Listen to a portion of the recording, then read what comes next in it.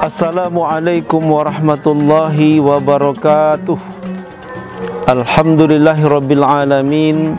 Wassalatu wassalamu ala asyrafil anbiya'i wal mursalin wa ala alihi wa sahbihi ajma'in. Rabbis shrah li sadri wa yassir li amri wahlul 'uqdatam min lisani yafqahu qawli. Asyhadu an la ilaha illallah wa asyhadu anna Muhammadar Rasulullah. Hadirin wal hadirat rahimakumullah. Bersyukur kita kepada Allah dengan ucapan Alhamdulillahirabbil alamin. Berselawat kita kepada Rasulullah dengan ucapan Allahumma salli ala Sayyidina Muhammad wa ala alihi wa sahbihi ajma'in. Hadirin wal hadirat rahimakumullah. Adapun judul tausiah kita pada hari ini adalah bahagianya orang yang berpuasa. Mengapa dikatakan bahagia orang berpuasa?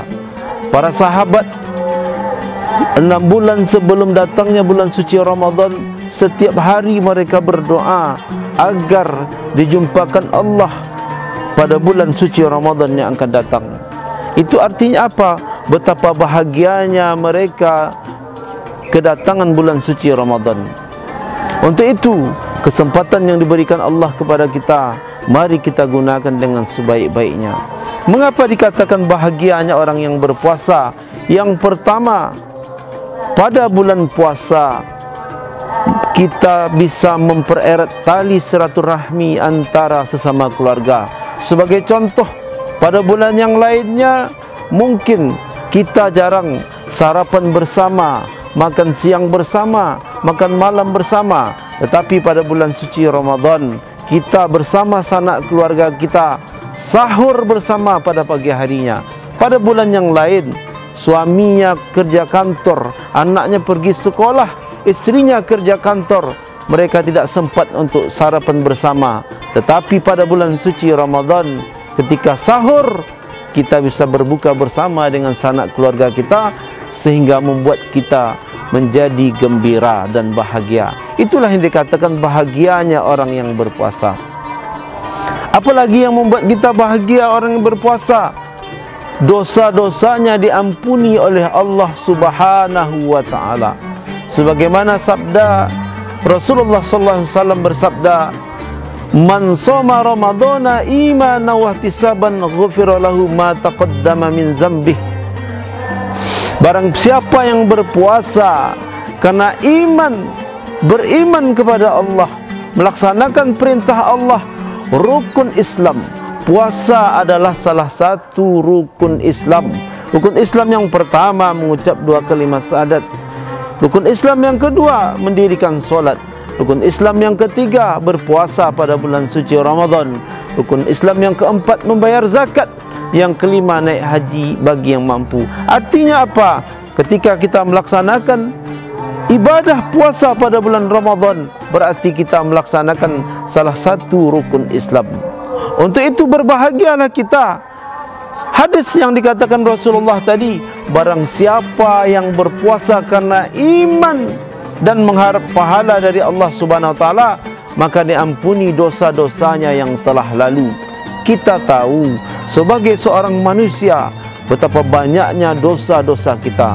Mulai dari bangun tidur sampai tidur kembali, banyak dosa-dosa kita, baik itu disengaja maupun tidak disengaja. Untuk itu, momen 1 bulan ini jangan sempat Allah memberikan 1 bulan suci Ramadan, tetapi dosa kita tidak diampuni oleh Allah Subhanahu wa taala karena kita tidak melaksanakan perintah Allah. Untuk itu, apabila kita betul-betul dalam 1 bulan Ramadan ini beribadah dengan sebenar-benarnya, maka dosa-dosa kita diampuni oleh Allah seperti bayi yang baru dilahirkan. Apalagi yang membuat kita bahagia berpuasa pada bulan suci Ramadan ini? Doa-doa kita dikabulkan oleh Allah Subhanahu wa taala. Rasulullah sallallahu alaihi wasallam bersabda, 3 doa yang tidak ditolak oleh Allah Subhanahu wa taala. Yang pertama, pemimpin yang adil. Yang kedua, orang yang berpuasa hingga ia berbuka. Yang ketiga, orang yang dizalimi.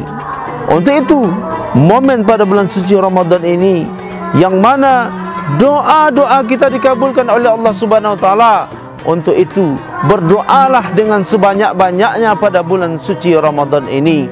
Ketika kita solat tarawih, selesai solat tarawih berdoa kita kepada Allah. Ketika solat tahajud, sebelum sahur berdoa kepada Allah Subhanahu wa taala. Ketika solat duha kita berdoa kepada Allah Subhanahu wa taala. Kita doakan anak kita agar terjauh dari narkoba dan lain yang merusaknya. Kita doakan kedua orang tua kita. Kita doakan sanak keluarga kita, anak istri kita. Inilah momen yang mana doa-doa kita dikabulkan oleh Allah Subhanahu wa taala. Berdoalah dengan sebanyak-banyaknya. Kemudian apa lagi? Bahagianya kita pada bulan suci Ramadan ini bagi pedagang. Ya, orang yang tidak pernah berdagang pada bulan suci Ramadan ini mereka berdagang.